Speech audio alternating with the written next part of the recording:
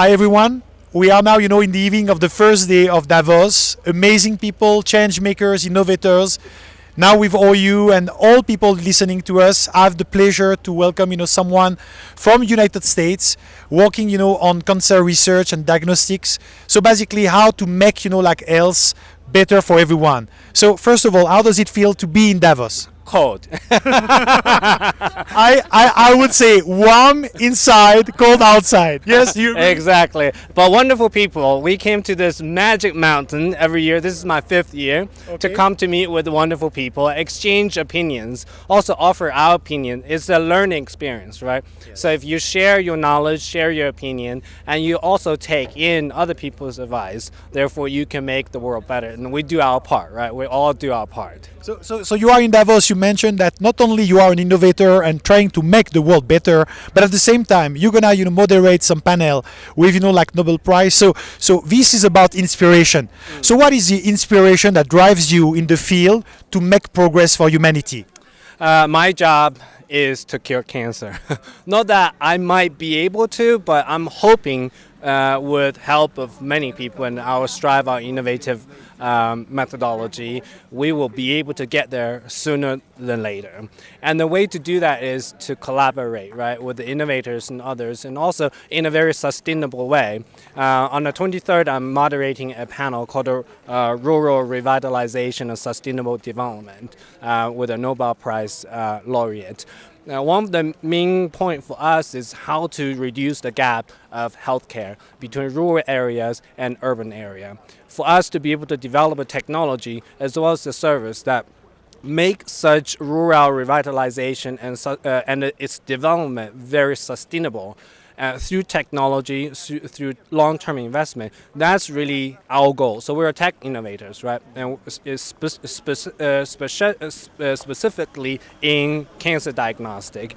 That is really holding the future cure for cancer. Early diagnostic is the cure. But then our audience is not only just 0.1%, right, or 0.01% in Davos, but everybody who might make just $20 a month. So we want to make sure our technology is universally applicable to serve people and also in a very sustainable way. So I guess our message not only in innovation but very much correlate to SDG goals, which is very much an important topic this year in Davos. So you mentioned something absolutely essential. First of all, we had more than 180 nations that agree on the 2030 agenda with the United Nations Sustainable Development Goals. One of it is dedicated to health, access to health.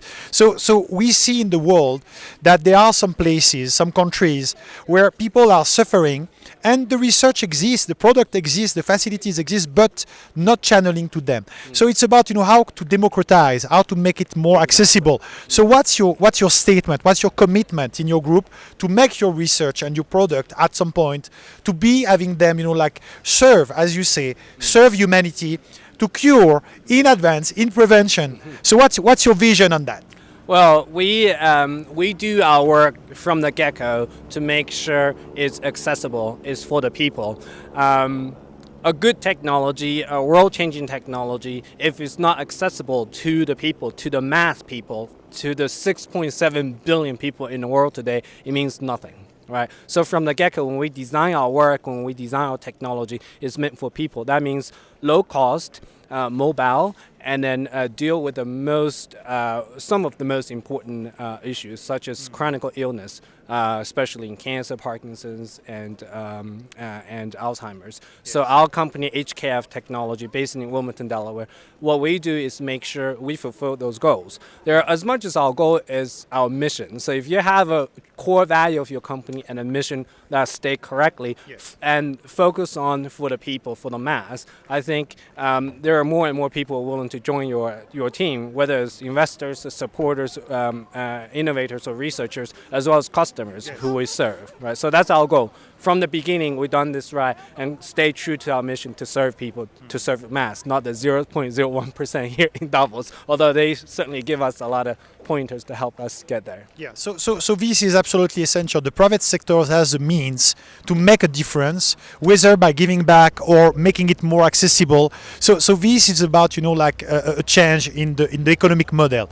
So how, like you feel about the feasibility to change things? Can we make the world better? Can we make it more sustainable for generations to come? What's your inner and genuine, like statement on that? Of course, yes. That's good. I like that. I like that. So I am, of course, optimistic, right? Okay. So there are a lot of people out there to help, and there are a lot of people who are there as naysayers, right? So you need to know what you're working for, and you need to have your own core mission. And as long as you truly believe in that, and you strive, and you shall succeed, I suppose. Yeah. Okay. So we are at Horyou into blockchain as well. We launched a first cryptocurrency for social good. Do you have, like any statement on blockchain? Do you believe in that technology? Is it something that you consider as a future? We believe so. What's your take on that? I think we are all sick of hearing AI and blockchain and so on. And coincidentally, we do have a lot to do with that. We have nothing to do with the blockchain as a financial instrument, but the underlying technology for medical record management called the hyperledger. AI, we also use AI to process large data to help people with their medical record, especially cancer diagnostic and early detection. So I think it's essential, but people usually use a new technology to make money. And our purpose is to serve people, right? Not that, if you serve people right, you're supposed to be benefit from that. But as long as you're doing serving people before making money, so that I think that's the right way to put it. Okay, well, we take that, for hopeful, like statement on the blockchain technology in concrete application. So that's what we believe as well.